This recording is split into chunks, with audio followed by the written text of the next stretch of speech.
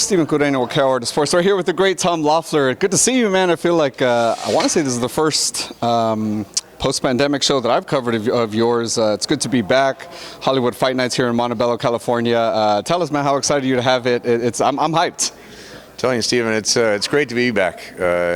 We had the show scheduled in March of last year, if you remember, at the Avalon, and that was right when the pandemic started. They shut down everything in California. Basically, we got locked inside our houses, and so we had to cancel that show. And so now it's literally been about a year and a half, coming on 2 years, where we've done a show here in LA. So we're excited to have the Hollywood Fight Nights back. We moved to a new location here at the Quiet Cannon. It's a bigger capacity and has a huge balcony. We're going to open the doors at 4:30. You know how our shows are famous for having the tailgaters, you know, when we had the Superfly shows at the Forum and at the StubHub. So people can come out, instead of tailgating in the parking lot, they can tailgate on the patio, the balcony. We'll have a taco stand there. We'll have 3 bars open, so you won't be thirsty, you won't be hungry. And then the first fight starts at 5:30. So we're excited. We have a terrific lineup, and it's good to be back. It's going to be good, man. The lineup, like you were saying, you got Mark Deckman from the wild card, Ali, and then Sergey. I mean, I feel you got a who's who of trainers in the house too, which is pretty neat. To break down the card for me as well. So also, we'll start with the trainers first. It's an all-star cast of trainers. I got to make sure I remember them all. You got Freddie Roach training Marco Deckman, like you said. Abel Sanchez training Rafael Simonian. Jonathan Banks training Ali Akhmedov, who's with Triple G Promotions. Manny Robles, who had the first, Manny's famous to have the first Mexican heavyweight champion in history. So Manny's training Soraya Boachuk. Elvina White is trained by Buddy McGirt. Buddy's not going to be here, but she's trained by Buddy. Ben Lira is training Adrian Corona. Coach Haas is training. That's a tremendous fight. Watch out for that fight. Adrian Corona 7-0 versus Daniel Robles 7-0 from Oxnard, and Adrian naturally is local here. And Ben Lira versus Coach Haas from Oxnard. So, I mean, all these trainers. It's a stacked lineup with the trainers, with the fights. I mentioned Corona versus Robles. We got 2 undefeated female fighters also kicking off the broadcast. It's going to be on UFC Fight Pass at 7 o'clock. We have new partners with Roy Jones Jr. Promotions and UFC Fight Pass. So that allowed our budget to be bigger, so we can put on this type of a great show. But the first fight is going to be Elvina White versus Chelsea Anderson. Both undefeated female fighters. We've always supported female boxing. Sinisa Estrada is supposed to be there tomorrow.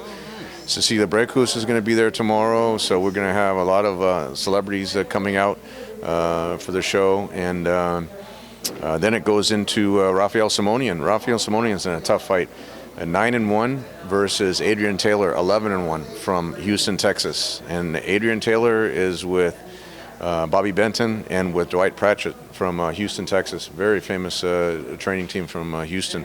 So you got that. Then you have the co-feature with Ali Akhmedov. We saw Ali. He was on the Triple G shows.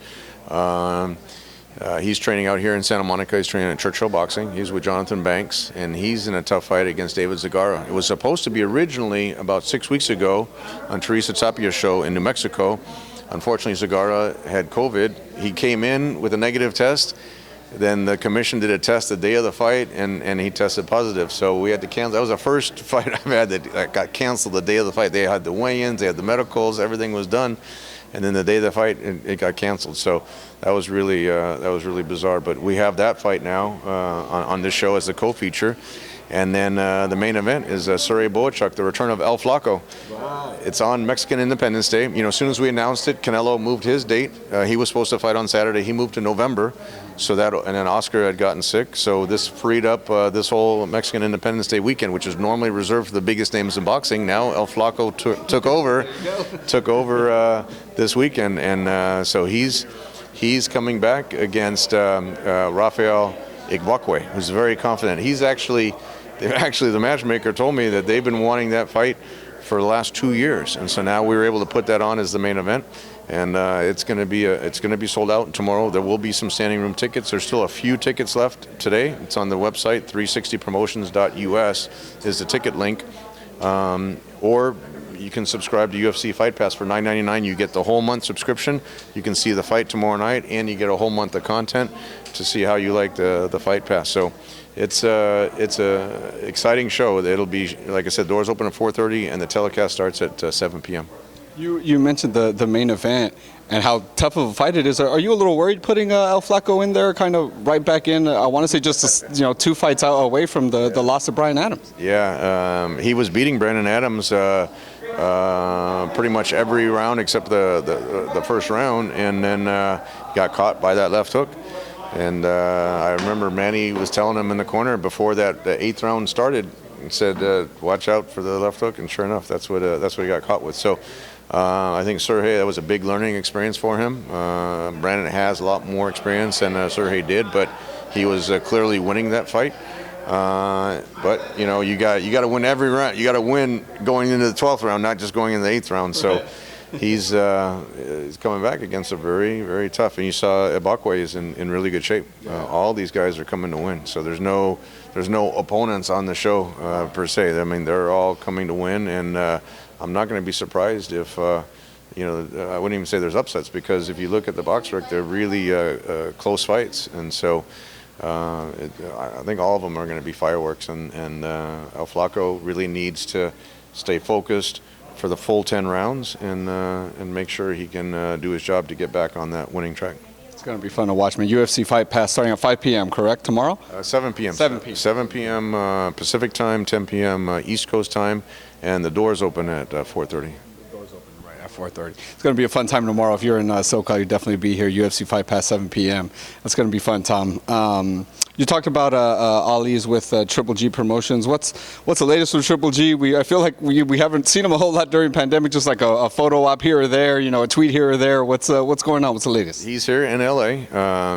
He's looking to come back towards the end of the year. Nothing's finalized on that yet, but he's looking to fight towards the end of the year. And every time he gets back in the ring, it's always fireworks. So we're excited that he's kind of finally narrowing down the time frame. He was supposed to fight Canelo when they were both with the DAZN, and that didn't happen in September 2019. So then after that, he took a few other fights, and now if he comes back in December, it should be a nice fight that we'll be able to announce. When the Canelo Caleb Plant negotiations were seemed to kind of go south, Triple G's name popped up again. Is that just kind of something people were saying in media, or did you get a call? Was there any life to that, really? I tell you, Steve, it was so hard to make those first 2 Canelo fights. If you remember, Canelo still holds the record as the only champion from Mexico to ever vacate the WBC title. So when the WBC mandated that Canelo fights Triple G, that he decided it wasn't time for him yet. He wasn't ready for Triple G, and so after that, after he wasn't mandated to fight him, it was really hard to put that deal together. We managed to figure out a way to make it work, because HBO knew on pay-per-view that would be Canelo's biggest payday against Triple G. We had the 3rd highest gate in Nevada history, or actually in boxing history, the 3rd highest gate with Triple G and Canelo won, and did over 1 million pay-per-view buys on both those fights. So if you're asking why that 3rd fight hasn't happened yet, it's not because of the Triple G side. There was a small time frame where it looked like, if the Caleb Plant fight wasn't going to happen, maybe we could do that 3rd fight, but it just wasn't a realistic time frame. And we knew they were kind of putting that out there, but like I said, it was such a difficult negotiation, the first 2 fights, that hopefully the 3rd fight will happen next year.